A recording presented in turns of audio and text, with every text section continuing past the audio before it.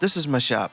I was able to do all this for super cheap, and in this video I'm going to show you how I made these cool looking shop cabinets the easiest, laziest way possible. Let's get started. First thing I needed to do was break down everything and clear out space. This part is bittersweet because this is how I built my shop when I first started woodworking. It wasn't practical and I had virtually no organization with my tools, which over the years I've accumulated a lot of. Like, a lot. Some I don't even use and never even have. Next step to prepare for the cabinets was to fix up the walls. So here's a little before and after. Onto the cabinets. The main reason I was able to keep this so cheap was because I used this 1932 plywood sheathing. At the time I built this, they were only about $40 per 4x8 sheet, which I believe I only needed 4 of. Maybe a little more for the shelves. I started ripping all the sides of the cabinets down to where I got 12 total. I did the same for the tops and bottoms accordingly. The best way to handle any large project like this is to break down all the pieces first, and it could get really repetitive. Using a 1/2-inch straight bit, I began cutting grooves on what would be considered the bottom of each box, sneaking up to a perfect fit. I prefer joinery over the pocket holes solely for the purpose of easy assembly during glue up. Before grooving the opposite ends, I realized I didn't have all the sides cut to equal lengths, only width. A little contemplating with Sean led to a nifty solution for making sure we could cut all the cabinet sides to the exact same length without pulling out the tape measure for each one. First, we clamped a straight edge to the workbench so we could butt up each piece to it, keeping them straight and in line. We measured out where our cut line would be and butted up a piece of straight scrap ply. To maintain this measurement, another piece of scrap was glued into place on the opposite side of the straight edge. After that, we just clamped everything down and cut them all to size 2 at a time, using that scrap piece of ply to butt the track up rather than measure. After everything was finally cut to size, we did a quick dry fit of each cabinet to make sure that they were all square and even. There aren't many things more satisfying than a tight fit that leads to a square box. If you found yourself wondering why I haven't cut a backing panel for these, it's because I'm cheap and they aren't necessary for shop cabinets. It's a ridiculous waste of money and resources. I used Titebond 3 for glue up to allow a little time for assembly since there were so many parts. Another thing that's great with joinery over pocket holes is the fact that it helps you unwarp all of this shitty plywood sheathing during glue up. Sean and I used a Craig jig shelf pin hole. Sean and I used a Craig jig shelf pin hole thingy. Say that 5 times fast. Because I wanted plenty of options for arranging shelves, which I later cut out of the leftover plywood. To hang the cabinets, I decided to use leftover scrap ply to make French cleats. These are stupid simple, just rip a 45-degree angle on the scraps and attach the cabinets accordingly. Since I had 6 cabinets, I needed 12 total cleats, 1 for each cabinet and 6 to hang them on the wall. I prefer to cut the cleats that will be mounted to the wall a bit shorter than the cabinet width. It allows for side-to-side movement when aligning on the wall. Sean got busy locating the studs so I could move to mounting the first cleat. The easiest way I could think of to keep all these lined was a big-ass level. After mounting the first cleat, I clamped said big-ass level to it and laid out the others with a spacer. Once they're mounted, it's as simple as placing the cabinets on the wall and sliding them into position.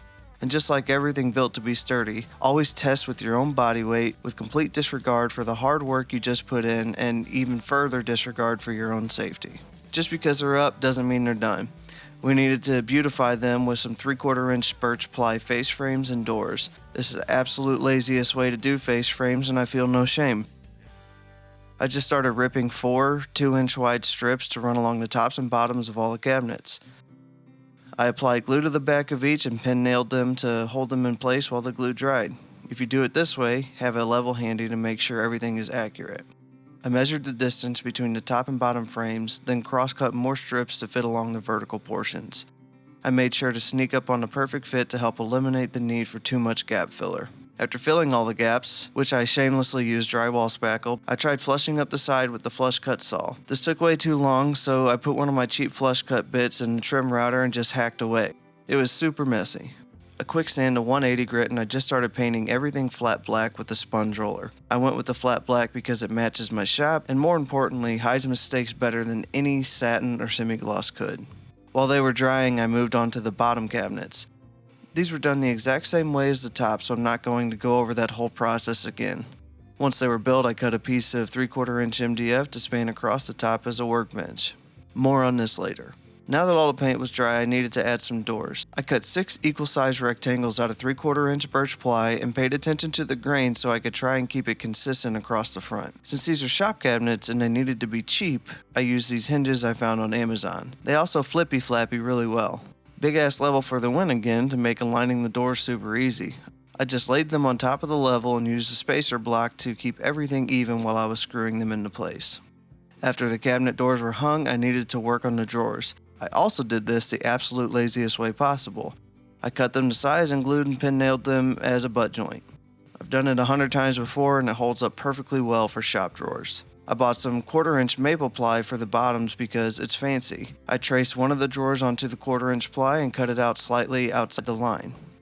The bottoms were then glued and nailed into place, and then it was just flush trimmed. There's a million videos out there that dive into installing drawers, so I'm not going to waste your time on this one. Just know I added matching 3/4 inch birch as the drawer fronts and got the cheapest yet sturdiest drawer slides I could find on Amazon, and they worked really well. I had some 1-inch picote dowel laying around the shop, so I thought they would be cool as drawer pulls. I cut 3 of them to size on the table saw and sanded them smooth. Using a 1-inch wood owl bit, I drilled recess holes to place them into. Once I was satisfied with the depth, they were glued and hammered into place. We're almost there, but we need to work on the countertop. I milled up some super old walnut to protect the edges of the MDF and make it look thicker. I probably should have went with a smaller gauge nail here, but it's in the shop and I'm not too bothered by the leftover holes. Once the walnut was flushed up, I attached the MDF to the top just by drilling some construction screws below the surface. Black Formica laminate, which I'll leave a link to in the description, is my favorite for shop projects. It looks super clean and it's easy to manage once it's cut down in size. All you need to do is coat the back of the laminate and the substrate you're attaching it to with concrete cement. This stuff is nasty, so you'll definitely want adequate ventilation and a mask. I'd also recommend using a foam roller to apply it. It seems to be the cleanest way I've come across so far. Once both sides had a few coats on them, I laid out some evenly cut ply scraps to keep them separated while I laid the top into position. The next part is kind of fun. Using adequate pressure, I pulled out 1 scrap ply at a time and began rolling the Formica onto the MDF. You could tell the Formica is slightly oversized, but that's what I want. After it dried, I scored a line from the bottom and started cracking it off inch by inch. Final steps were to clean it up with an 1/8 inch roundover and apply finish.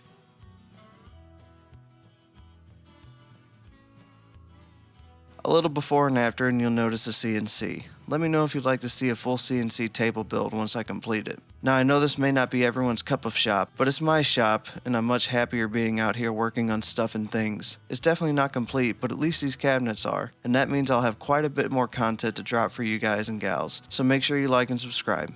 Thanks for watching and happy building.